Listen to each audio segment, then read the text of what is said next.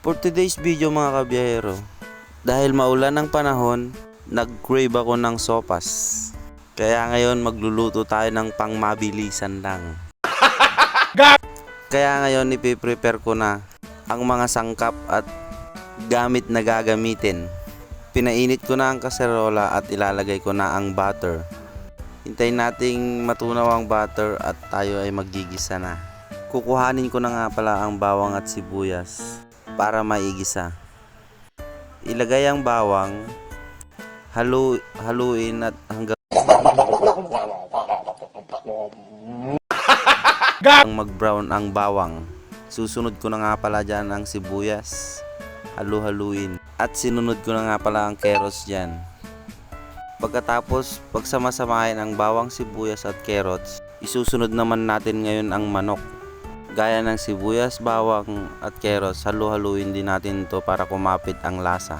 Ipagpatuloy lang natin ang paghahalo para kumapit ang lasa ng mga sangkap. Pag okay na lahat ng ginisa natin, kukunin naman natin ngayon ang sabaw na pinagpakuluan ng manok para mas malasa siya.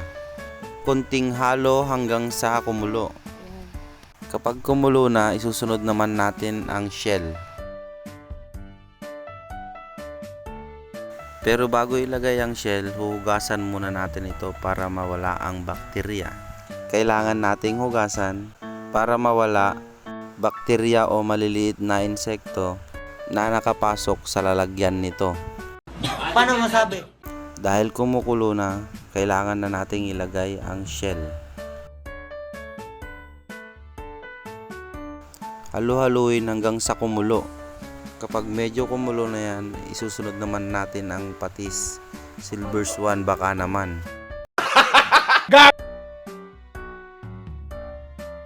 Konting kulo. Halo dito, halo dyan, hanggang lumambot ang manok at ang shell. Kapag malambot na ang manok at ang shell, i-prepare naman natin ngayon ang repolyo.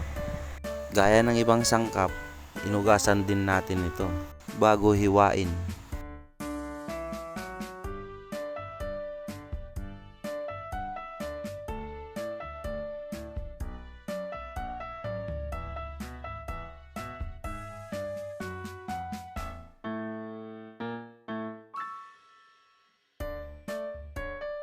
Pagkatapos natin maghiwa ng repolyo ay bubuksan naman natin ang gatas. Hindi ito sponsored pero Alaska baka naman. Paano masabi? Pagkabukas nito, binuhos ko na lahat. Haluin ulit.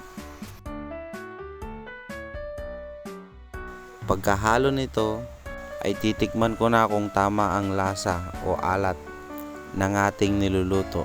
Pagkatapos nun ay kinuha ko na ang repolyo para mailagay na natin. Pag nailagay na pala, hintayin na lang kumulo yan at pwede nang ihain. Kukuha na ako ng mangkok para sumandok at ihain. Taste test. Papatikim ko na sa aking pamilya ang aking niluto. Maraming salamat po sa panonood. Huwag palang kalimutang i-follow, like, and share yung video natin para ma-motivate pa akong gumawa ng maraming video. Mag-comment pala kayo mga kabiyahero kung taga saan kayo para alam ko kung saan nakarating ang video na to.